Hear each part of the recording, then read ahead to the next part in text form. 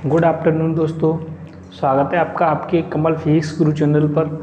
दोस्तों, हमारा जो टॉपिक चल रहा था वो अपवर्तनांक चल रहा था। अपवर्तनांक की हमने परिभाषा पढ़ ली थी। एक सापेक्ष अपवर्तनांक पढ़ा था, एक निरपेक्ष अपवर्तनांक पढ़ा था, तो उनकी परिभाषा हमने जान ली थी। और आपको कुछ अपवर्तनांकों के मान याद रखनी है, जैसे जल का अपवर्तनांक कितना होता है, वायु का कितना होता है। तो इस प्रकार से आपको जो मोस्ट है वो आपको याद रखने हैं। तो जिनकी टेबल मैं आपको नोट्स रूप में प्रोवाइड करा दूंगा, तो याद करने वाला मैटर है। दो चार है इनको मैं बता देता हूँ। जैसे जल का अपवर्तनांक होता है 1.33। सबसे पहले निर्वात का मानते हैं 1, तो स्टार्ट कर लेते हैं। इसके बाद में हम पढ़ेंगे। पहले तो अपवर्तनांक की टेबल देख लेते हैं। जो मैं मोस्ट है केवल उन्हीं को बता रहा हूँ, और आपको भी वही याद करनी है जो इम्पोर्टेंट हैं, ठीक है। बाकी तो अपवर्तनांक माध्यम की कमी नहीं है, बहुत से माध्यम हैं, तो आप उनके कब तक अपवर्तनांक याद करोगे। तो जो हमारे काम के हैं बस केवल हम उन्हीं को याद करेंगे, ठीक है। तो यहाँ बात कर लेते हैं जल के अपवर्तनांक की, निर्वात के अपवर्तनांक की और कांच के अपवर्तनांक की। तो निर्वात का अपवर्तनांक कितना होता है? निर्वात के लिए अपवर्तनांक 1 होता है। निर्वात के लिए कितना होता है? 1 होता है। अब आपको ये 1 क्यों होगा, तो हमने पढ़ा है निरपेक्ष अपवर्तनांक।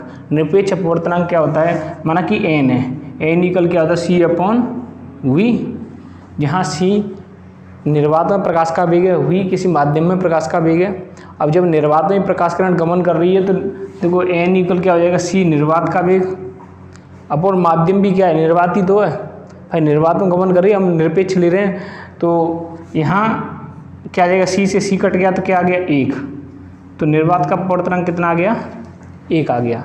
इस प्रकार से निर्वात का अपवर्तनांक कितना होता है? 1 होता है। अब बात की है किसकी? जल की या वायु की बात कर लेते हैं। वायु का अपवर्तनांक कितना होता है? वायु के लिए होता है 1.0003। कितना होगा? 1.0003। अब जिसको लगभग आप एक कह सकते हो, क्योंकि बहुत कम है, तो इसको आप लगभग क्या कह सकते हो? लगभग बराबर किसके है? 1 के। तो हम जब न्यूमेरिकल सॉल्व करेंगे तो वायु का अपवर्तनांक हम एक प्रयोग में लेंगे, ठीक है। अब ऐसी निर्वात का अपवर्तनांक, वायु का अपवर्तनांक 1 हो गया। अब बात करें जल की, तो जल का अपवर्तनांक कितना होता है? जल के लिए बात करें तो 1.33, ये जल का अपवर्तनांक हो गया। अब बात करें कांच की। अब याद रखना कि कांच की 2 क्वालिटी आती हैं, और भी क्वालिटी हैं, लेकिन सामान्यतः 2 क्वालिटी होती हैं। जैसे एक तो फ्लिंटन कांच होता है, एक क्राउन कांच होता है, ठीक है।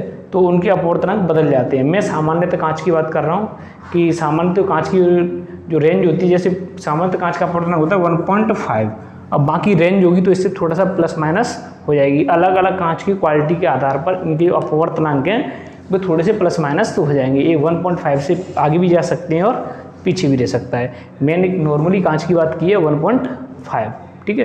इसमें क्वालिटी आती है फ्लिंटन कांच, क्राउन कांच, ब्राउन कांच, तो इस प्रकार से तमाम क्वालिटी आती हैं, तो उनके अपवर्तनांक बदल जाते हैं। तो आपको कभी कंफ्यूज नहीं होना है कि सर ने कांच का इतना बताया था 1.5, और जबकि इसमें जैसे फ्लिंटन कांच है उसका 1.52 होता है, तो वहाँ आपको इसका 1.52 है, तो वहाँ आपको टेंशन नहीं लेनी है, ठीक है। इससे थोड़ा सा वेरी हो सकता है, इधर उधर हो सकता है। अब बात कर लेते हैं हीरे की। तो हीरे का अपवर्तनांक कितना होता है? सर्वाधिक हीरे का होता है 2.4। तो हीरे का अपवर्तनांक कैसा होता है? सर्वाधिक होता है। तो ये मोस्ट वैल्यू है जो आपको याद रखनी है, जो कि हमारे काम आएंगी। और तो अभी इनको याद कर लो तुरंत ही साथ। निर्वात का 1, वायु का लगभग 1, और जल का कितना है? 1.33, कांच का कितना है? 1.5, और हीरे का कितना है? 2.4। तो अब आगे बात कर लेते हैं। ये तो अपवर्तनांक हो गया, और बाकी इसकी टेबल में नोट्स रूप में आपको सेंड कर दूंगा, तो आप वहाँ से याद कर लेना, ठीक है। अब कल हमने पढ़ा था कि प्रकाश का अपवर्तन। प्रकाश का अपवर्तन क्या है वो हमने देख लिया था। जब कोई प्रकाश किरण विरल माध्यम से सघन माध्यम प्रवेश करती है तो हवलम की ओर झुक जाती है। जब सघन से विरल में प्रवेश करती है तो हवलम से दूर हट जाती है। अब बात कर लेते हैं हम इससे संबंधित उदाहरण, प्रकाश के अपवर्तन के उदाहरण।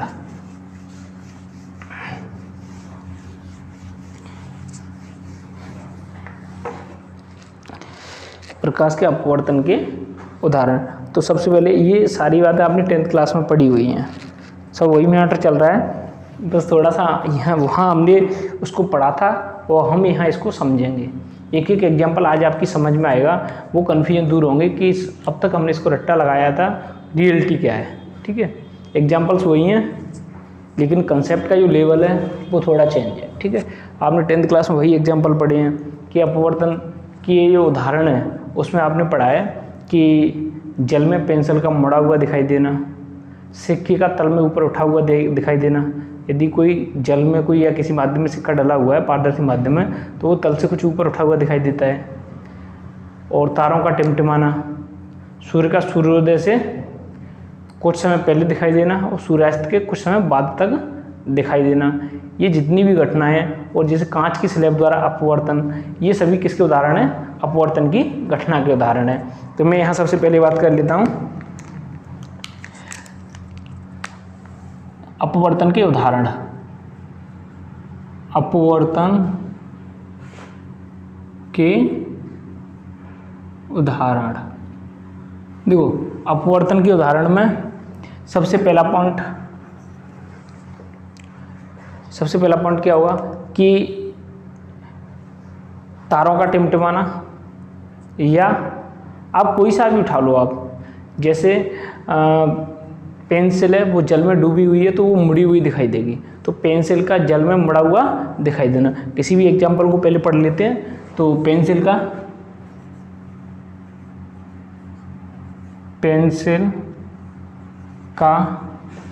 जल में मुड़ा हुआ दिखाई देना, मुड़ा हुआ दिखाई देना।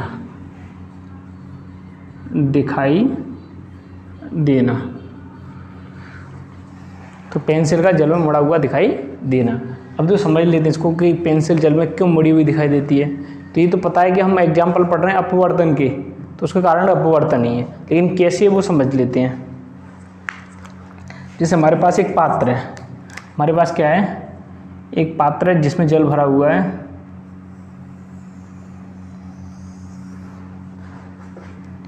इस पात्र में क्या भरा हुआ है? जल भरा हुआ है।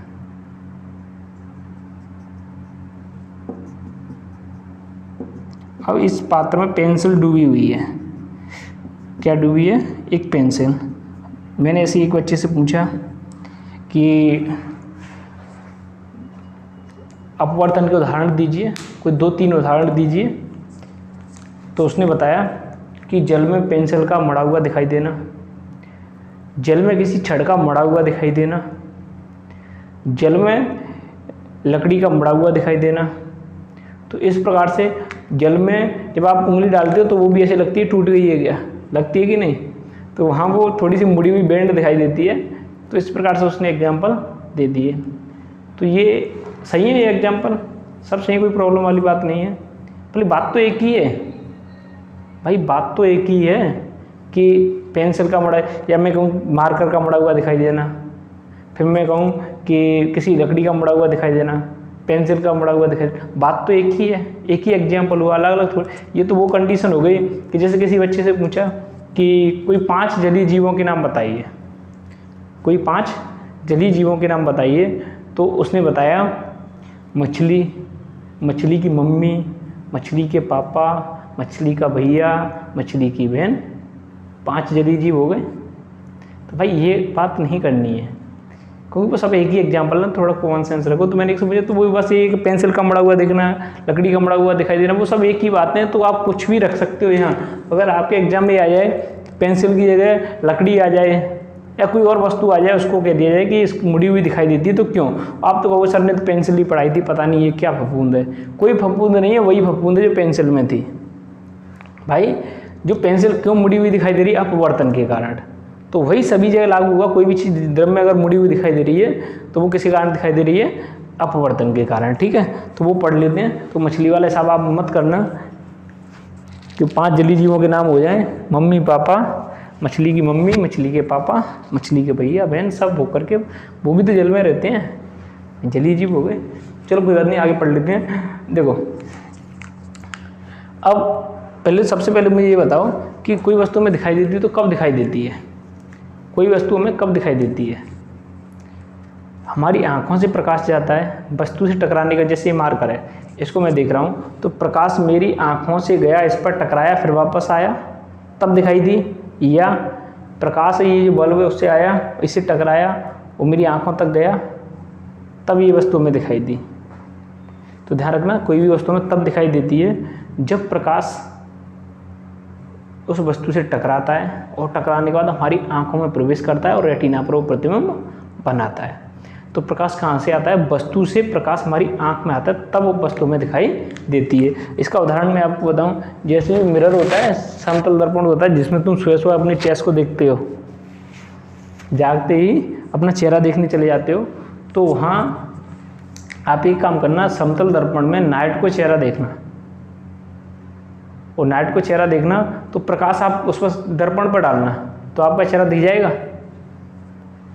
भाई आप चेहरे को दर्पण में देख रहे हो तो उस पर टॉर्च डाल दो, चेहरे उस पर दर्पण पर टॉर्च डालने से आपका चेहरा दिख जाएगा? वहाँ नहीं दिखेगा। वो एक अलग बात है, उससे परावर्तित होकर आपके चेहरे पर आए, फिर वो प्रकाश किरण आ जाए तो थोड़ा बहुत दिखेगा हल्का, लेकिन उस लाइट को अगर अपने चेहरे पर डाल लो, भले ही दर्पण पर अंधेरा हो, अपने चेहरे पर डालो, दर्पण भले ही अंधेरा है तो भी हमें वहाँ अपना चेहरा दिखाई देता है कि नहीं। इसका मतलब ये सिद्ध हो गया कि हमें अपना चेहरा देखना है तो प्रकाश हमें अपने चेहरे पर डालना है, चेहरे पर ये प्रकाश आया, परावर्तित होकर के हमें उस दर्पण में अपना चेहरा दिख गया। अरे सीधी सी बात है कि प्रकाश वस्तु से आता है, प्रकाश वस्तु से, जैसे इस प्रकाश आया, इस वस्तु से टकराया और इस वस्तु से प्रकाश हमारी आंखों में जाएगा, और वस्तु से प्रकाश हमारी आंखों में जा रहा है, तब वह वस्तु में दिखाई दे रही है। तो ध्यान रखना, वस्तु में तब दिखाई दी तब प्रकाश वस्तु से हमारी आंखों तक आएगा। तो यहाँ जैसे एक पेंसिल डुबो देते हैं, एक बढ़िया वाली पेंसिल, कौन सी कंपनी की बढ़िया है, नॉलेज होगी इतनी तो यहाँ एक हमने बढ़िया वाली पेंसिल पानी में डुबो दी, ठीक है। अब इसको कोई व्यक्ति यहाँ से देख रहा है, माना कि यहाँ से कहीं से देख रहा है, ठीक है, और जब यहाँ से देखेगा तो प्रकाश किरण उसकी आँख से इस पेंसिल तक आएगी? नहीं आएगी, इस पेंसिल से प्रकाश किरण जाएगी उसकी आँख में, तब ये पेंसिल दिखाई देगी। इस बात को क्लियर कर लेना, ठीक है। तो यहाँ से प्रकाश किरण कहाँ गई? प्रकाश किरण जिसको अविलंब मान लेते हैं, माना कि एन एन डैश इस तल पर क्या है? अविलंब है, एन एन डैश। कोई प्रॉब्लम? अब देखो प्रकाश किरण कहाँ से जा रही है? प्रकाश किरण कहाँ से आ रही है? पेंसिल से। अब यहाँ कोई व्यक्ति होगा, देखो ये सघन है, ये क्या है? ये माध्यम कौन सा है? ये सघन माध्यम है, और सघन क्या है? जल ले लेते हैं, जल। माध्यम कैसा है? सघन, ठीक है। और इसके चारों ओर वायु है तो माध्यम कैसा है? विरल। वायु है तो माध्यम कैसा है? विरल। विरलता सघनता सापेक्ष तो होती है, विरलता सघनता सापेक्ष तो होती है। जैसे अगर मैं इस जल में हीरा डुबो दूँ तो विरल हीरा हुआ या जल हुआ? अभी मैंने अपवर्तनांक बताया, जल का 1.33 होता है, हीरे का 2.4 होता है। तो सघन क्या हुआ? हीरा सघन हुआ, जल क्या हुआ? विरल हुआ। तो यहाँ देखो जल सघन है, वायु विरल है, समय समय का खेल है या नहीं है? अरे यहाँ सापेक्षता बात करते हैं, जो सापेक्षता बात करेंगे तो किसके सापेक्ष क्या सघन है क्या विरल है, वो स्थितियाँ चेंज हो सकती है। इसलिए माइंड में आपने हमेशा के लिए बिठा लिया नहीं, अब तो जल सघन हो गया, वो जल हमेशा कैसा रहेगा? सघन रहेगा, ऐसा नहीं है, ठीक है। तो प्रकाश किरण पेंसिल से कहाँ गई? सघन से कहाँ जा रही है? विरल में।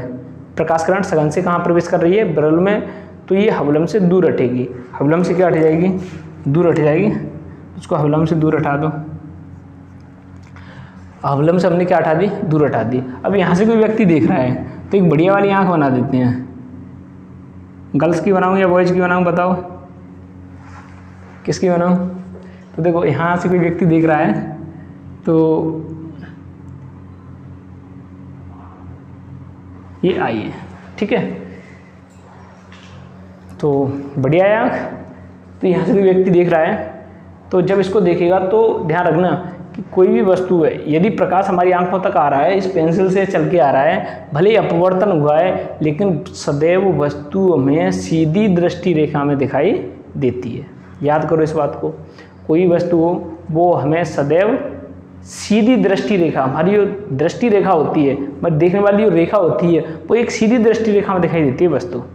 भले इसका अपवर्तन हुआ है। अब प्रकाश किरण यहाँ से आई, हम तो ये देख रहे हैं तो हमें तो ऐसे दिखाई देगी भाई, भले ही प्रकाश किरण ऐसे गई, लेकिन हम तो देखो यहाँ से देख रहे हैं तो हमें कहाँ दिखाई देगी, ये यहाँ देखो, ये हमें कहाँ दिखाई देगी, यहाँ दिखाई देगी, दिखेगी कि नहीं। तो ये पेंसिल यहाँ से कहाँ पहुँच गई, ऊपर, तो इसको बेंड कर दो, इसको क्या कर दो, मोड़ दो, तो पेंसिल क्या हो गई, मुड़ गई, मुड़ गई कि नहीं, कोई प्रॉब्लम। भाई इसमें मेन पॉइंट क्या है कि पेंसिल से जाने वाली प्रकाश किरण सघन से विरल में जाती है, हबलम से दूर हटती है, हबलम से दूर हटती है तो हमारी दृष्टि रेखा है वो भी क्या हो जाएगी, ऊपर की ओर हो जाएगी, होगी कि नहीं होगी। कोई वस्तु है हमें वो सीधी दृष्टि रेखा में दिखाई देती है, जिससे अतः अपवर्तन के कारण पेंसिल हमें मुड़ी हुई दिखाई देती है। तो यहाँ सीधी सी बात यह है कि प्रकाश किरण ऐसे मुड़ गई है, तो यहाँ से देखो सीधी दृष्टि रेखा क्या है इसकी, सीधी दृष्टि रेखा क्या है, ये तो सीधी दृष्टि रेखा है, तो इसे सीधी दृष्टि रेखा में हमें ये दिखाई देगी। कोई प्रॉब्लम। अब आगे बात कर लेते हैं। कुछ बच्चे फ़ोन करने में लगे रहते हैं, मैं क्लास लूँगा, उनको फ़ोन करने से मतलब बस। तो अब आगे पढ़ लेते हैं। ये बात समझ में आई कि नहीं, किसी की समझ में नहीं आई हो तो बताओ। अब देखो नेक्स्ट बात करें तो देखो लिखना कैसे, इसमें पेंसिल का जल में मुड़ा हुआ दिखाई देना। इसमें हम कैसे लिखेंगे कि जब पेंसिल जल में डुबोया जाता है तो पेंसिल से आने वाली प्रकाश किरण है, पेंसिल से आने वाली प्रकाश किरण सघन से विरल में प्रवेश करती है, जिससे वो हबलम से दूर हटती है, जिससे जो हमारी सीधी दृष्टि रेखा है वो विक्षेपित होगी कि नहीं होगी। अतः वस्तु में सीधी दृष्टि रेखा में दिखाई देती है, जिससे पेंसिल हमें मुड़ी हुई दिखाई देती है। अतः अपवर्तन के कारण पेंसिल हमें मुड़ी हुई दिखाई देती है। तो पेंसिल की मुड़ी हुई दिखाई देने का कारण क्या हो गया, अपवर्तन। तो पेंसिल मुड़ी हुई दिखाई दे रही है, किसका उदाहरण बन जाएगा, अपवर्तन का उदाहरण बन जाएगा। अब नेक्स्ट उदाहरण की बात कर लेते हैं। सिक्के का तल में ऊपर उठा हुआ दिखाई देना, ये भी लगभग आप सेम ही कह सकते हो, सेम इसी की तरह, पर लेकिन एक बार स्पीड में पढ़ लेते हैं।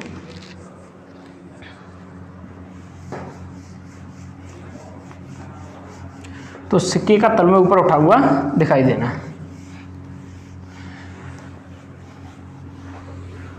तो ये पहला एग्जाम्पल हो गया। नंबर 2, सिक्के का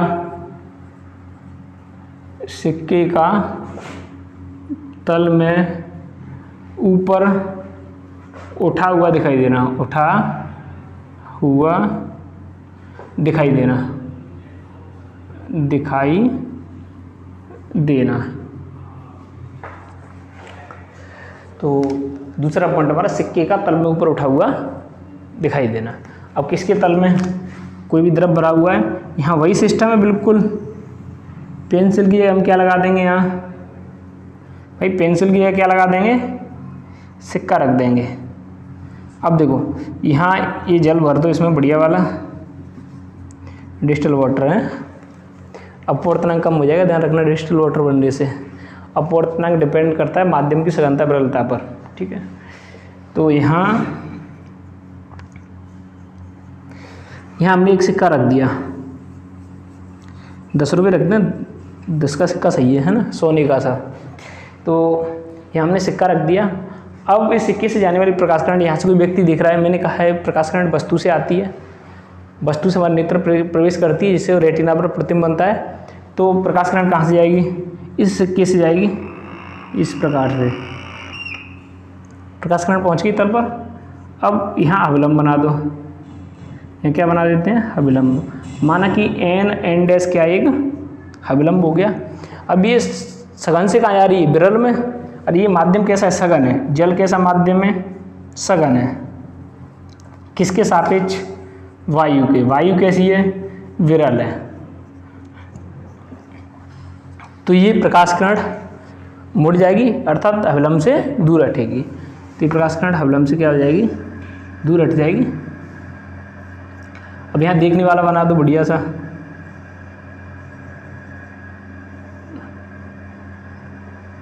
हाँ। तो यहाँ अब सिक्का देखो, मैंने कहा है वस्तु में सदैव सीधी दृष्टि रेखा में दिखाई देती है। तो ये इसकी सीधी दृष्टि रेखा क्या होगी, देखो ये ऐसे देख रहा है कोई, ऐसे करके यहाँ सीधी दृष्टि रेखा होगी इसकी। ये क्या होगी, इसकी सीधी दृष्टि रेखा, सिक्का कहाँ पहुँच गया, ऊपर। माना कि ओ बिंदु है तो ये क्या, कौन सा बिंदु हो गया, ओ डैश। ओ बिंदु से कहाँ पहुँच गया, ओ डैश। इसलिए इसकी आभासी स्थिति में कहाँ दिखाई दे रही है, ओ से ओ डैश पर दिखाई दे रही है। ऐसी पेंसिल की माना कि प्रारंभिक स्थिति ओ थी, तो मुड़ने के बाद में वास्तव में नहीं मुड़ती है, लेकिन उसकी वो मुड़ी हुई आभासी स्थिति में जो दिखाई देती है वो ओ डैश हो जाती है। ओ से क्या हो जाती है, ओ डैश हो जाती है। इसमें कोई प्रॉब्लम, वही है पेंसिल वाली सी कहानी। अब सीधी दृष्टि रेखा में हमें इसका दिखाई दे रहा था, ये तल से क्या हो गया, ऊपर उठ गया, तो इसकी आभासी स्थिति ओ से क्या हो गई, ओ डैश हो गई। कारण क्या है, अपवर्तन। कोई प्रॉब्लम, इसका हालांकि स्क्रीनशॉट लेना चाहें तो स्क्रीनशॉट ले लो। अब अगले उदाहरण की बात कर लेते हैं। तो दो उदाहरण हो गए अपने, अब तीसरा पढ़ लेते हैं। कौन सा पढ़ोगे, तारों को टिमटिमा दें दिन में ही, क्यों भाई, तारों को भी थोड़े से लेट टिमटिमाएंगे, पहले सूर्योदय और सूर्यास्त कर लेना, ठीक है। तो तीसरा एग्जाम्पल अपना क्या है, सूर्य का सूर्योदय से कुछ समय पहले और सूर्यास्त के कुछ समय बाद तक दिखाई देना। तो अपना नेक्स्ट उदाहरण क्या है, तारे भी अभी टिमटिमाएंगे, आप ये समझोगे कैसे टिमटिमाएंगे, ठीक है। तो सूर्य का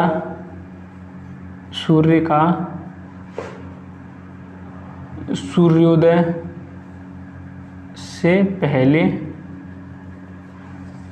मैं शॉर्ट कर रहा हूँ हेडिंग को, सूर्य का सूर्योदय से पहले, ये टाइमिंग 2 मिनट की होती है, ध्यान रखना।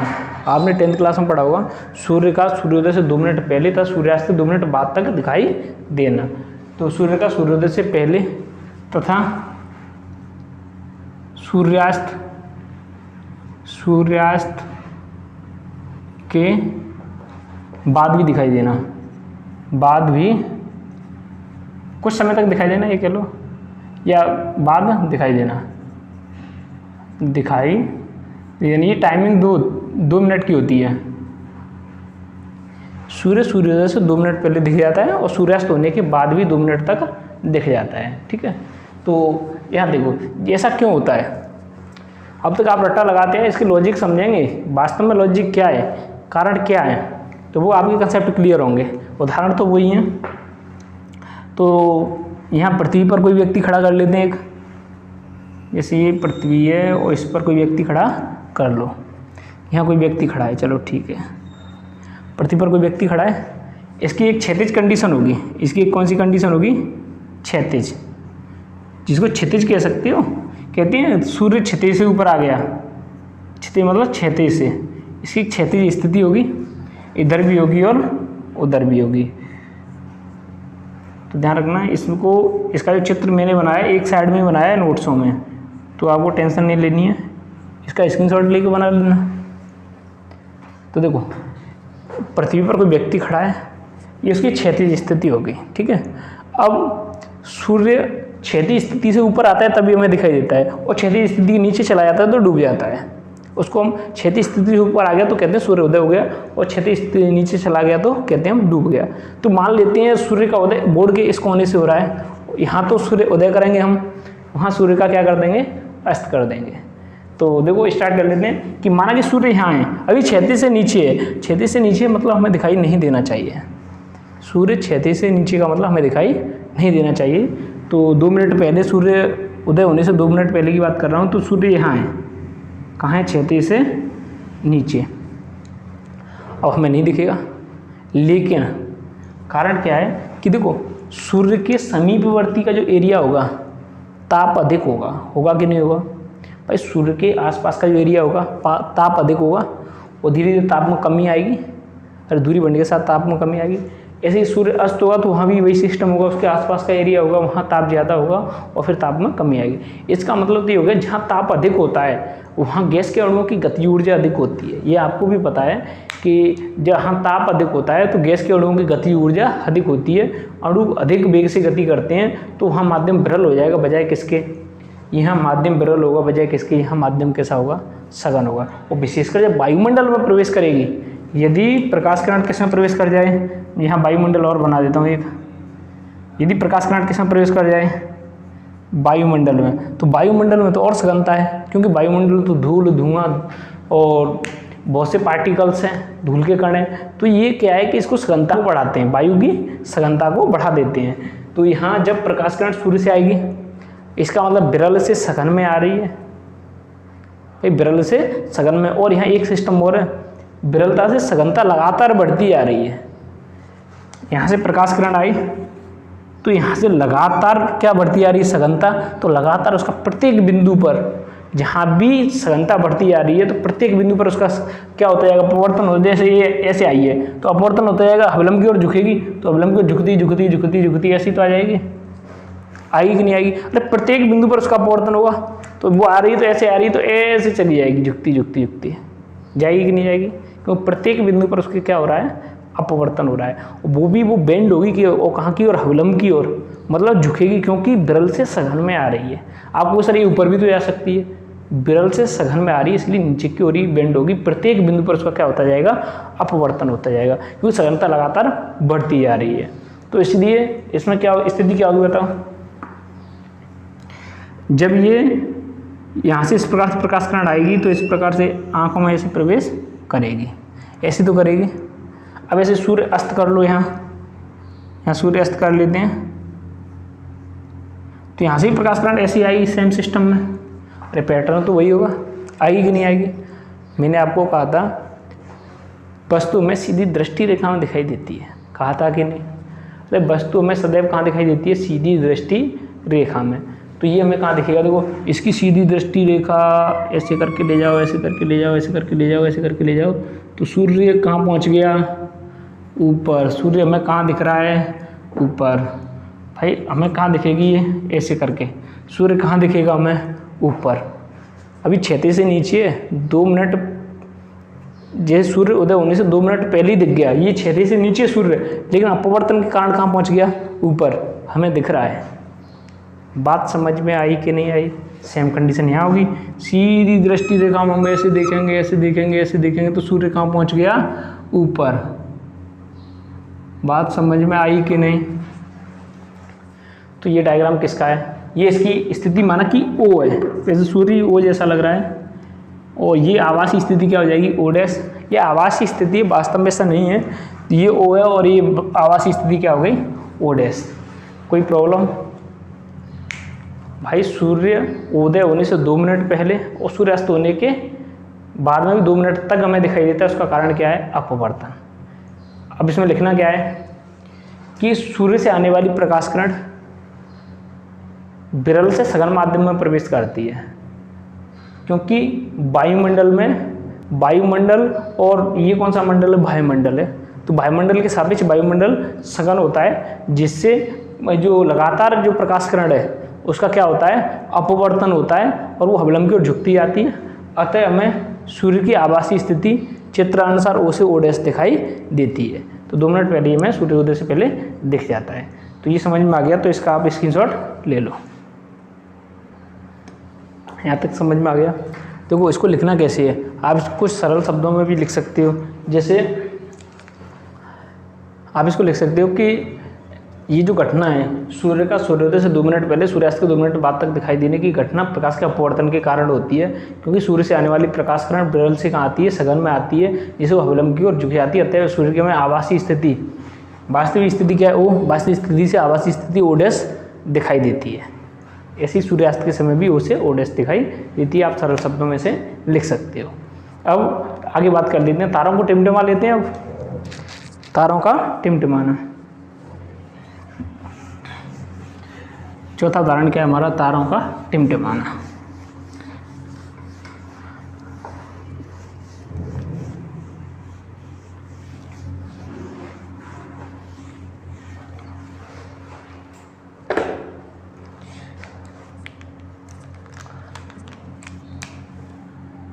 तीसरा उदाहरण तारों का टिमटिमाना, तीसरा है, चौथा है, चौथा उदाहरण है तारों का टिमटिमाना।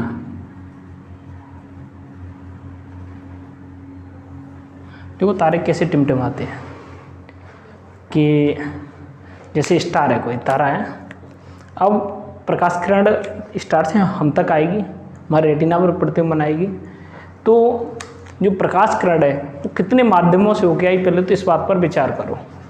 जैसे यहाँ स्टार बना, यहाँ तो पहले एक पृथ्वी बना लो, यहाँ क्या बना लो, पृथ्वी, और पृथ्वी पर एक व्यक्ति खड़ा कर दो, पृथ्वी पर कोई व्यक्ति खड़ा है। अब यहाँ स्टार बना लो। तो स्टार कैसे बनाते हैं, ऐसे कुछ करते हैं, पता नहीं बच्चे बना देते हैं सभी, ऐसे करके ऐसे करके ऐसे, तो ये हमारा स्टार बन गया। ठीक है, तो अब इस स्टार से प्रकाश किरण आएगी, विभिन्न माध्यमों से गुजरती हुई आएगी कि नहीं आएगी, क्योंकि आपको पता है कि जो वायुमंडल है, जो जहाँ तक वायुमंडल है उसको हम क्या कहते हैं, क्षोभमंडल कहते हैं। तो क्षोभमंडल है, सबसे पहला कौन सा है, क्षोभमंडल। इनके बारे में विस्तृत जानकारी दूंगा मैं किसी दिन कि क्षोभमंडल क्या है, आयन मंडल किस काम आता है। हालांकि मैंने आपको 11th क्लास में पढ़ाया था, 11th क्लास वाले बच्चों को पता होगा, मैंने इनके सभी के फंक्शन बताए थे कि क्षोभमंडल में क्या होता है, आयन मंडल में क्या होता है, वायुमंडल में क्या होता है, और समताप मंडल में क्या होता है। इसके बारे में मैंने आपको 11th क्लास में पढ़ाया था। तो कोई बात नहीं, मैं उसको रिपीट कर दूंगा। ठीक है, ये मैं रिपीट कर दूंगा आपको 8वें चैप्टर में, विद्युत चुम्बकीय विकिरण भौतिकी में। ठीक है, तो क्योंकि वहाँ ये काम भी आएगा तो वहाँ रिपीट हो जाएगा। तो यहाँ आपको पता है कि ये स्टार से आने वाली किरण है वो विभिन्न माध्यमों से होकर गुजर रही है, विभिन्न माध्यमों से होकर के गुजर रही है। अभी एक बात बताओ, विभिन्न माध्यमों की जो अपवर्तनांक होगा वो बदलेगा नहीं भाई, लगातार यहाँ से यहाँ तक आने प्रकाश किरण के लिए अपवर्तनांक अलग अलग हो रहा है, पॉइंट पॉइंट पर, स्टेप स्टेप पर हो रहा है कि नहीं। क्योंकि जो वायुमंडल है, अब देखो ये तो यहाँ तो अलग हो ही रहा है, यहाँ तक देखो पृथ्वी से ऊपर होगा क्षोभमंडल, क्षोभमंडल से ऊपर समताप मंडल, समताप मंडल से ऊपर मध्य मंडल, आयन मंडल और वायुमंडल। ठीक है, इस प्रकार से ये मंडल होंगे। अब इनमें सभी के अपवर्तनांक अलग अलग, सभी के अपवर्तनांक अलग अलग, तो सभी में अपवर्तन होगा कि नहीं होगा, बार बार अपवर्तन होगा। और बार बार अपवर्तन होगा तो यहाँ जो खड़ा व्यक्ति है जब किसी स्टार को देख रहा होगा, और विशेषकर बात की है जैसे क्षोभमंडल है, तो क्षोभमंडल में कहीं आंधी आ रही है, कहीं तूफान है, या कहीं हवा तेज है, कहीं हवा कम है, कहीं ताप ज़्यादा है, कहीं ताप कम है। तो इस वजह से अगर देखा जाए तो क्षोभमंडल में ही अपवर्तनांक में बहुत अंतर है या नहीं है। अरे घनत्व में अंतर है या नहीं है, जो क्षोभमंडल है उसके घनत्व में जगह जगह पर अंतर है। जब घनत्व में जगह जगह पर अंतर है तो जगह जगह पर अपवर्तन होगा। कहीं तो अवलंब, देखो सघन से विरल में आई तो अवलंब से दूर हटी, विरल से सघन में आई तो अवलंब की ओर झुकी, तो इसका मतलब कहीं तो दूर हटेगी, कहीं झुकेगी, कहीं दूर हटेगी, कहीं झुकेगी, इसी प्रकार से। तो ये प्रकाश किरण यहाँ से आई, अब कहीं सघन कहीं विरल, घनत्व में अंतर है, अपवर्तनांक में अंतर है। यहाँ आप या तो ये लिख सकते हो अपवर्तनांक में लगातार परिवर्तन होता है, विभिन्न माध्यम आ रहे हैं, विभिन्न परतें आ रही हैं, तो विभिन्न परतों के अपवर्तनांक में लगातार अंतर होगा, परिवर्तन होगा, या घनत्व में लगातार परिवर्तन होगा। बात एक ही, क्योंकि घनत्व बढ़ता है तो अपवर्तनांक बढ़ता है, सीधी सी बात है। तो यहाँ प्रकाश किरण आएगी तो कहीं तो अवलंब की ओर झुकेगी, कहीं अवलंब से दूर हटेगी। तो ऐसे अवलंब की ओर झुक गई, अवलंब से दूर हटेगी, अवलंब की ओर झुक गई, अवलंब से दूर हटेगी, अवलंब की ओर झुक गई, इस प्रकार से ये लगातार ऐसे आएगी। यहाँ व्यक्ति खड़ा है तो यहाँ तक ये पहुँच गई कि नहीं। अब ये एक प्रकाश किरण आ गई, और दूसरी प्रकाश किरण आएगी। दूसरी प्रकाश किरण क्या होगी, उसकी स्थिति पहली प्रकाश किरण से हमें जहाँ स्थिति स्टार की दिखी तो थोड़ी तो परिवर्तित हो जाएगी। वो दूसरी प्रकाश किरण ऐसे आई, ऐसे आकर के यहाँ तक, तीसरी भी ऐसे आ गई। अब आप ये देखो कि देखो तारा टिमटिमा रहा है कि नहीं भाई, टिमटिमाने लग गया कि नहीं, बात समझ में आई कि नहीं। क्योंकि यहाँ खड़ा व्यक्ति है, यहाँ खड़ा व्यक्ति जब इस स्टार को देख रहा है तो उससे आने वाली प्रकाश किरण का लगातार अपवर्तन हो रहा है, कहीं अवलंब की ओर झुक रही है, कहीं अवलंब से दूर हट रही है, क्योंकि कहीं विरल है, कहीं सघन है। लगातार अपवर्तनांक में अंतर है, लगातार अपवर्तनांक में परिवर्तन हो रहा है, या आप ये कह सकते हो लगातार जो माध्यम है यहाँ से यहाँ तक उसके घनत्व में परिवर्तन हो रहा है। जब परिवर्तन होगा तो कहीं अवलंब की ओर झुकेगी, कहीं अवलंब से दूर हटेगी, तो वो ऐसे फ्लिकरिंग करेगी। तो ऐसे फ्लिकरिंग करती हुई कहाँ तक आ गई, नीचे तक। ऐसे फ्लिकरिंग करती हुई कहाँ तक आ गई, नीचे तक। तो देखो तारा देखो टिमटिमा रहा है कि नहीं, यहीं से देखो फ्लिकरिंग कर रहा है कि नहीं। यहाँ से देखोगे तो देखो प्रकाश किरण ही फ्लिकरिंग करती हुई आ रही है, टिमटिमाती हुई आ रही है। तो जब ये फ्लिकरिंग कर रही है तो ये भी स्टार भी कैसा दिखेगा, हमें फ्लिकरिंग करता हुआ दिखेगा।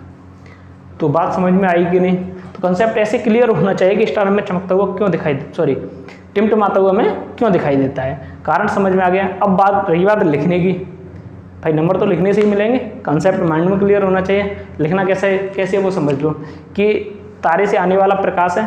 सबसे पहले तो हम लिखेंगे तारों के टिमटिमाने का कारण क्या है, प्रकाश का अपवर्तन। और जब तारे से प्रकाश आता है तो वह विभिन्न माध्यमों से होकर के गुजरता है, अर्थात विभिन्न परतों से होकर के गुजरता है। परत कौन सी है, जैसे क्षोभमंडल की परत है, मध्य मंडल की, समताप मंडल की, आयन मंडल की, वायुमंडल की, तो विभिन्न परतों से होकर के गुजरता है, जिनके अपवर्तनांक में अंतर होता है या अपवर्तनांक में परिवर्तन होता है। और जो वायुमंडल है, वायुमंडल के अपवर्तनांक में परिवर्तन होगा, क्योंकि वायुमंडल में सबसे ज़्यादा परिवर्तन तो वायुमंडल में ही होगा। तो वायुमंडल में जो प्रकाश किरण प्रवेश करेगी तो उसके अपवर्तनांक में अंतर होगा, या अपवर्तनांक की जगह एक शब्द यूज कर सकते हो, घनत्व। तो घनत्व में परिवर्तन होता है, जिससे तारे से आने वाली प्रकाश किरण का लगातार अपवर्तन होता है। लगातार क्या होगा? अपवर्तन होगा, और लगातार अपवर्तन होगा तो आगे पीछे होगी, जिससे आने वाली तारे से आने वाली प्रकाश किरण का लगातार अपवर्तन होता है। अतः पृथ्वी पर खड़े किसी भी व्यक्ति को तारा हमें टिमटिमाता हुआ दिखाई देता है। कोई प्रॉब्लम? तो ये कौन सी घटना होगी? तारों का टिमटिमाना। एग्जाम्पल 4। अब 5वां एग्जाम्पल और पढ़ लेते हैं। जैसे कोई कांच की स्लैब है, उसके द्वारा अपवर्तन, कांच की स्लैब द्वारा अपवर्तन। तो इसका अब बेस स्क्रीनशॉट लेने की जरूरत ही नहीं है। तो अगले उदाहरण की बात कर लेते हैं। तो 5वां एग्जाम्पल क्या है? कांच की स्लैब द्वारा अपवर्तन। स्लैब जानते हैं? सिल्ली, इसको आप अपनी भाषा में क्या कहते हो? सिल्ली। भाई कांच की स्लैब द्वारा अपवर्तन। तो 5वां एग्जाम्पल क्या है? कांच की स्लैब द्वारा अपवर्तन। कांच की स्लैब द्वारा अपवर्तन। तो पहला पॉइंट, कांच की स्लैब द्वारा जो अपवर्तन होता है वो द्वि अपवर्तन होता है। कैसा होता है? द्वि अपवर्तन। अब आप सोच रहे हो ये द्वि अपवर्तन क्या फफूंद है? कुछ नहीं है, दो बार अपवर्तन हो जाए उसी को हम क्या कहेंगे? द्वि अपवर्तन कहेंगे। तो कांच की स्लैब द्वारा दो बार अपवर्तन की घटना होती है। वो समझ लेते हैं कैसे होगी। तो पहली बात तो द्वि अपवर्तन की घटना है ये। तो ये कांच की स्लैब ले लेते हैं, मन की यहाँ रख लो। तुम्हारे पास ABCD एक कांच की स्लैब है। क्या है? ABCD कांच की स्लैब। ये आयताकार होती है। कैसी होगी ये? आयताकार। हमारे पास ABCD एक कांच की स्लैब है, ABCD। ठीक है। अब इस कांच की स्लैब, ये जो कांच की स्लैब है, इस पर कोई प्रकाश किरण आपतित हो रही है। माना कि मैं यहाँ से आपतित करा देता हूँ, कोई प्रकाश किरण आपतित हो रही है, तो यहाँ अवलंब बना लेते हैं। तो देखो, इस कांच की स्लैब द्वारा इसका दो बार अपवर्तन होगा। दो बार अपवर्तन का मतलब ये हो गया कि इसके चारों ओर क्या है? वायु, जो कि कैसी है? विरल। किसके सापेक्ष? वायु विरल है। किसके सापेक्ष? कांच के सापेक्ष। क्योंकि सामान्यतः कांच का जो अपवर्तनांक होता है वो कितना होता है? 1.5। अलग अलग क्वालिटी के कांचों का अपवर्तनांक इससे थोड़ा सा अलग मिलेगा। ठीक है। और ये क्या है? कांच, क्योंकि स्लैब किसकी है? कांच की। ये क्या है? सघन। ठीक है। अब एक बात बताओ, प्रकाश किरण वायु से कहाँ प्रवेश कर रही है? कांच में। और कांच से फिर कहाँ प्रवेश करेगी? वायु में। जब प्रकाश किरण कांच से वायु में प्रवेश करेगी तो अवलंब से दूर हटेगी, क्योंकि वो सघन से विरल में जा रही है। जब प्रकाश किरण विरल से सघन में अर्थात वायु से कांच में प्रवेश करेगी तो अवलंब की ओर झुकेगी। इसका मतलब ये हो गया कि इस कांच की स्लैब द्वारा द्वि अपवर्तन हो रहा है। कौन सी घटना हो रही है? द्वि अपवर्तन की घटना हो रही है। तो यहाँ देखो, विरल से सघन में प्रकाश किरण प्रवेश कर रही है, तो ये फिक्स हो गया कि अवलंब की ओर झुकेगी। तो अवलंब की ओर इसको क्या कर दो? झुका दो। अवलंब की ओर झुक गई। तो यहाँ कोण माना कि ये आई है, इंसिडेंट एंगल, आपतन कोण है। इसको ये एन एंड एस हमारा क्या है? एक अवलंब है। अब ये कोण कौन सा हुआ? इसको भी नाम दे दो कुछ। माना कि आप इसको R1 कह लो, इसको क्या कह लेते हैं हम? वैसे हाँ, R1 ही कह लेते हैं। R1 वो आई है और ये क्या हो गया? R1 हो गया। R1 इसलिए मैंने कहा क्योंकि यहाँ भी काम आएगा, तो इसलिए पहले से इसको R1 दे के चल रहे हैं। तो अब देखो, यहाँ सघन से विरल में जाएगी प्रकाश किरण, जाएगी कि नहीं? तो अवलंब से दूर हटेगी। तो यहाँ भी एक अवलंब बना लो। अवलंब क्या है? ये M डैश, दूसरा अवलंब हो गया। तो इस अवलंब से देखो, ये कोण कितने का होगा? जल्दी बताओ फटाफट, कमेंट्स में आना चाहिए कि ये वाला कोण कितने का होगा। इसको मैं कैसे व्यक्त करूँ? जल्दी बताओ। और कारण क्या है? देखो, ये R1 है तो ये भी क्या होगा? R1 होगा, एकांतर कोण। कारण क्या है? एकांतर कोण। तो ये R1 है तो ये भी क्या हो जाएगा R1। अब ये R1 हो गया। अब इसका क्या होगा, देखो सघन से विरल में जा रही तो हबलम से दूर हट जाएगी। हबलम से कैसी हट जाएगी, दूर हट जाएगी। तो ये कौन कौन सा है, इसको मैं R कह देता हूँ, R कह दी या E कह दो, कुछ भी कह दो, कोई भी नाम दे दो, स्मॉल ई दे दो, क्योंकि निर्गत कोण हो जाएगा। ये आपतन कोण हो रही है, निर्गत कोण एस्केप एंगल ई से व्यक्त कर सकते हो, लेकिन मैंने यहाँ R से व्यक्त कर दिया क्योंकि ये R1 हो रही है यार, डिफरेंट हो गया इससे, रिप्रेजेंटेशन तो कैसे भी कर लो। तो ये बात समझ में आई कि नहीं, कांच की स्लैब द्वारा द्वि अपवर्तन की घटना। अब इसमें हमने नोटिस क्या किया, इससे हमने क्या निष्कर्ष ज्ञात किया वो समझ लो। कि पहली बात तो कांच की स्लैब द्वारा द्वि अपवर्तन की घटना होती है। कांच की स्लैब द्वारा क्या होता है, नंबर 1 द्वि अपवर्तन, द्वि अपवर्तन। नंबर 2 कांच की स्लैब द्वारा द्वि अपवर्तन होगा। नंबर 2 बात की जाए तो देखो ये आपतित प्रकाश किरण है, इसको सीधा बढ़ा के देखना, ये आपतित प्रकाश किरण है।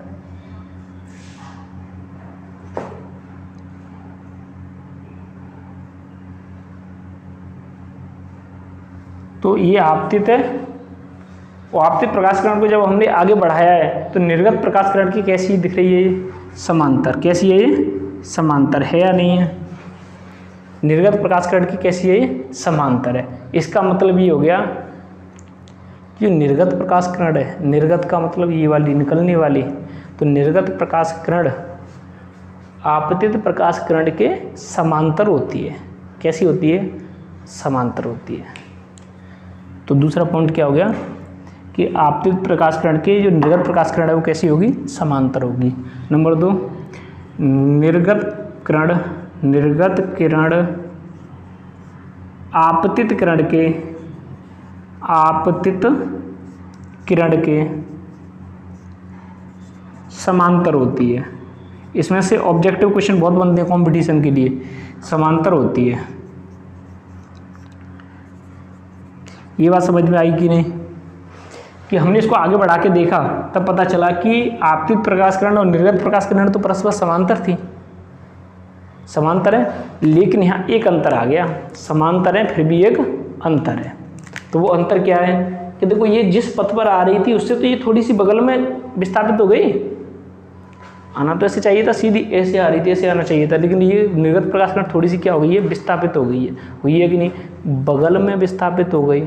जिसको क्या कहेंगे हम, पार्श्व विस्थापन। क्या कहेंगे, पार्श्व विस्थापन। तो ये जो मूल प्रकाश किरण थी, जो आपतित प्रकाश किरण थी, वो क्या हो गई, पार्श्व विस्थापित हो गई। तो माना कि ये एम एन है, वैसे एम डैश हमने इसको दे रखा है तो उसका कोई अलग ही नाम दे लो, ABC हमने दे रखा है तो PQ दे लेते हैं, ठीक है। नोट्स में इसका रिप्रेजेंटेशन अलग मिल जाए तो ये मत कहना कि सर इसमें पता नहीं क्या। देखो रिप्रेजेंटेशन तो ये कोई याद रखने वाली चीज़ नहीं होती, कहीं कुछ भी दे दो, कंसेप्ट क्लियर होना चाहिए, ठीक है। तो यहाँ इसका नाम दे देता हूँ मैं PQ। तो PQ पार्श्व विस्थापन कितना हो गया, PQ।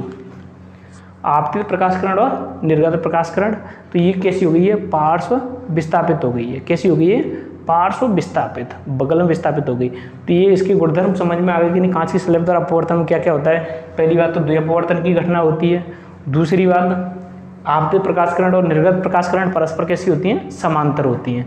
आपतित प्रकाश किरण और निर्गत प्रकाश किरण परस्पर समांतर होती हैं, लेकिन निर्गत प्रकाश किरण आपतित प्रकाश किरण के पार्श्व विस्थापित होती है। क्लियर। अरे बगल में सरक जाते हैं, पार्श्व विस्थापित होती है। तो अपनी देसी भाषा है, धौलपुर की है, बगल में सरक जाते हैं। तो देखो कोई बात नहीं है, हमें देसी मगर आप समझदार हो, तो कोई बात नहीं। देखो है यहाँ, देखो लेकिन तो अपनी मातृभूमि को नहीं भूलना चाहिए। निर्गत किरण आपतित किरण के समांतर होती है, लेकिन पार्श्व विस्थापित होती है। कैसी होती है, इसको डी को यहाँ डिस्प्लेसमेंट कर दो, डी को डिस्प्लेस कर दिया, हटा दिया यहाँ से। लेकिन कैसी हो जाती है, पार्श्व विस्थापित हो जाती है, विस्थापित हो जाती है। बात समझ में आई कि नहीं। तो ये कॉन्सेप्ट याद रखना है कि जो निर्गत प्रकाश किरण होती है आपतित प्रकाश किरण के समांतर होती है लेकिन पार्श्व विस्थापित होती है। अब देखो यहाँ आगे बात कर लें कि वैसे एक सूत्र लिखा देता हूँ मैं आपको, ये पार्श्व विस्थापन कितना पार्श्व विस्थापन होगा पी क्यू। आपके 12 का नहीं है लेकिन फिर भी याद रखना, काम आता रहेगा, उस पर आता है, न्यूमेरिकल कंपटीशन में आ जाते हैं। देखो एक जैसे पार्श्व विस्थापन है पी क्यू, तो पार्श्व विस्थापन का फॉर्मूला होता है, आपके में फॉर्मूला ही नहीं दिया तो डेरिवेशन तो दूर की बात है, लेकिन फॉर्मूला तो आप याद कर लो कम से कम।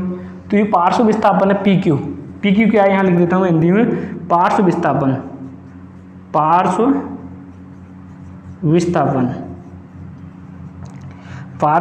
कितना है पी क्यू। इसका सूत्र क्या होगा, देखो टी इसकी मोटाई होगी, स्लैब की टी क्या हो जाएगी मोटाई, माना कि स्लैब की मोटाई कितनी है टी, तो स्लैब की मोटाई टी हो गई, टी सेक आर, यहाँ R1 वाला है, यहाँ आर कौन सा है R1 वाला, तो इसके अनुसार तो मैं इस सूत्र को बना रहा हूँ टी सेक आर, और यहाँ हो जाएगा साइन I माइनस R1। कोई प्रॉब्लम, इस चित्र के अनुसार टी सेक R1 ये वाला साइन I R1, I ये हो जाएगा I माइनस R1 ये हो गया।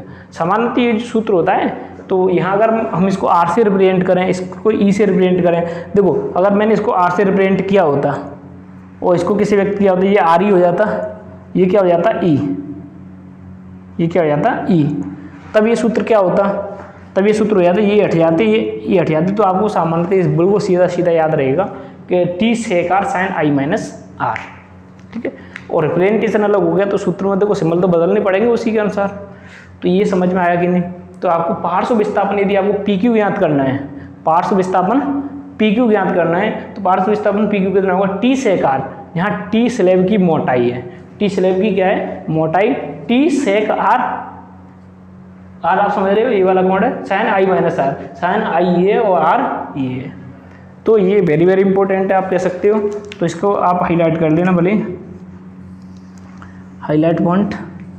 तो अब आगे बात कर लें फिर कि अगर अपवर्तनांक की बात करें तो माना कि ये वायु है, वायु का अपवर्तनांक Na है, क्या है Na, एयर, वायु का अपवर्तनांक, इसका अपवर्तनांक कांच है तो गिलास तो Ng, इसका अपवर्तनांक कितना है Ng, और ये भी वायु है तो यहाँ अपवर्तनांक कितना होगा Na होगा।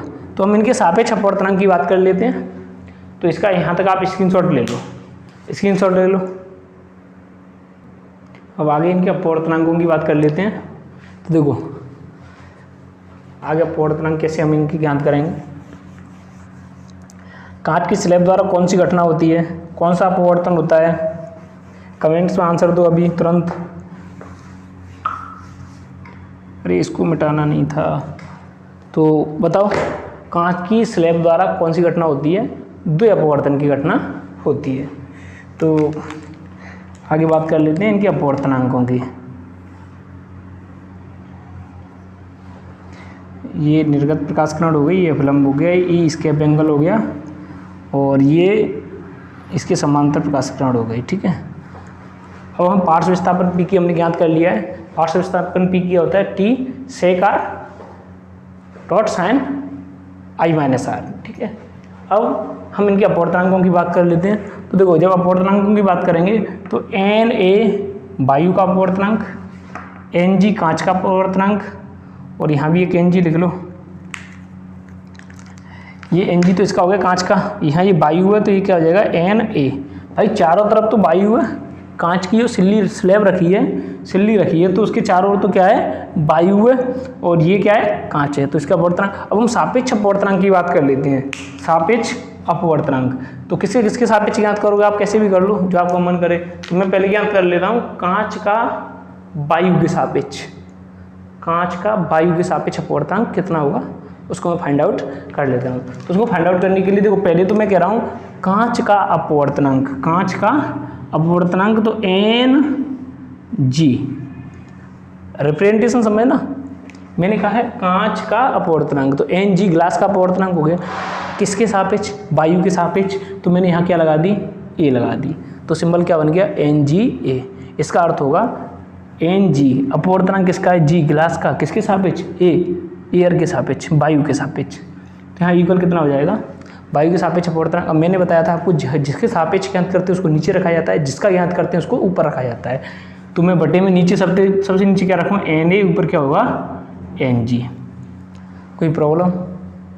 ये तो किसके लिए हो गया भाई, एन जी ए, ये किसके लिए है, कांच का वायु के सापेक्ष अपवर्तनांक। तो आप यहाँ लिख सकते हैं, एक बार लिख देता हूँ हिंदी में, कांच का वायु के सापेक्ष अपवर्तनांक, कांच का वायु के सापेक्ष अपवर्तनांक। देखो एन जी, ग्लास का अपवर्तनांक किसके सापेक्ष, वायु के सापेक्ष, एयर के सापेक्ष। यूकल कितना हो जाएगा, एन ए तो कहाँ आएगा, नीचे, एन जी कहाँ आएगा, ऊपर आएगा। कोई प्रॉब्लम? तो ये तो समीकरण 1 हो गया। अब बात करें हम वायु का कांच के सापेक्ष अपवर्तनांक। अभी तो मैंने कांच का वायु के सापेक्ष किया है, कांच का वायु के सापेक्ष अपवर्तनांक। अब मैं बात कर लेता हूँ वायु का कांच के सापेक्ष अपवर्तनांक। तो वायु का कांच के सापेक्ष अपवर्तनांक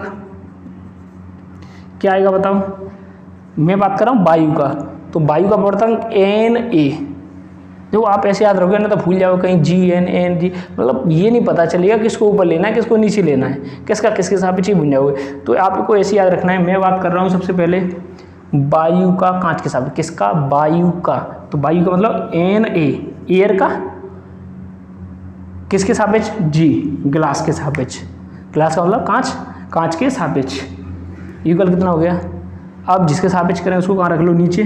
तो ग्लास के सापेक्ष जी तो नीचे आएगा, तो एन जी तो कहाँ गया, नीचे, और एन ए कहाँ पहुँच गया, ऊपर। समीकरण 2। यहाँ तक किसी को कोई प्रॉब्लम? भाई किसी को कोई प्रॉब्लम हो तो बताओ। कोई प्रॉब्लम नहीं है तो अब आगे पढ़े। अब हमारे पास 2 समीकरण, समीकरण 1 और समीकरण 2। तो समीकरण 1 और 2 से, समीकरण 1 व 2 से बताओ क्या होगा। समीकरण 1 और 2 से भाई समीकरण 1 और 2 का गुणा कर लेते हैं। समीकरण 1 इंटू 2 से 1 और 2 का गुणा कर लो। तो जब 1 और 2 का गुणा करेंगे तो देखो समझ लो, तो एन जी ए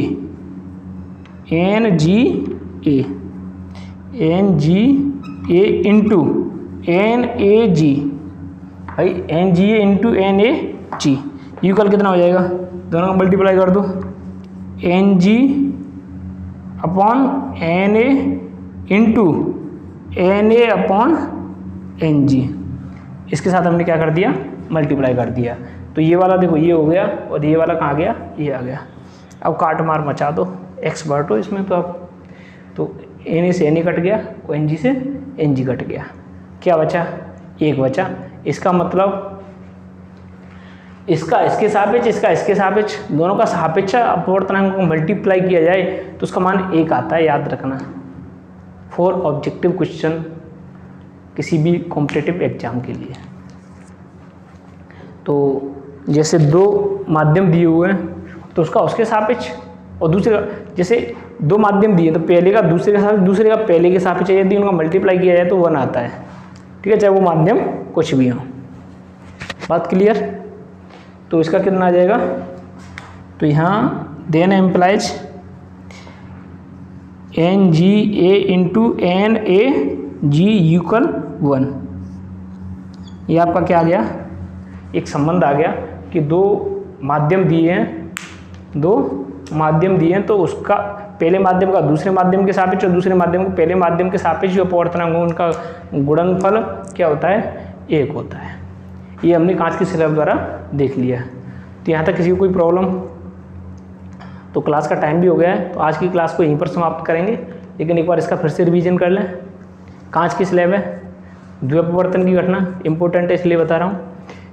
द्विपवर्तन की घटना, दूसरी बात कांच की स्लैब द्वारा जो आपतित प्रकाश किरण है और निर्गत प्रकाश किरण है वो परस्पर कैसे होते हैं, समांतर होते हैं, लेकिन पार्श्व विस्थापित होते हैं। माना कि पार्श्व विस्थापन पी क्यू है, पार्श्व विस्थापन क्या है, पी क्यू। तो पार्श्व विस्थापन पी क्यू है, तब वो पार्श्व विस्थापन पी क्यू का सूत्र क्या है, T sec R dot sine I minus R. तो ये आपका टॉपिक हो गया कांच की स्लैब द्वारा अपवर्तन। तो बाकी इसके बाद के टॉपिकों की कल चर्चा करेंगे। तो आज की क्लास को यहीं पर समाप्त करते हैं। गुड बाय बच्चों। एक बार इसका स्क्रीनशॉट लो, बढ़िया वाला स्क्रीनशॉट ले लो और फिर आज की क्लास यहीं समाप्त करके गुड बाय।